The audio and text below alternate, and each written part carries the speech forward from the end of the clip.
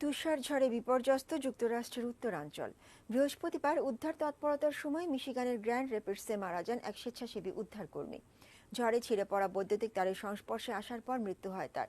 বিদ্যুতের খুঁটি উপড়ে পড়ায় Illinois, Indiana, Michigan, New York ও উইসকনসিন অঙ্গরাজ্যে 9 লাখ বাড়ি ও ব্যবসা প্রতিষ্ঠানে বিদ্যুৎ নেই। বরফ জমে বহু সড়কে গাড়ি চলাচল দুঃসাধ্য হয়ে পড়েছে।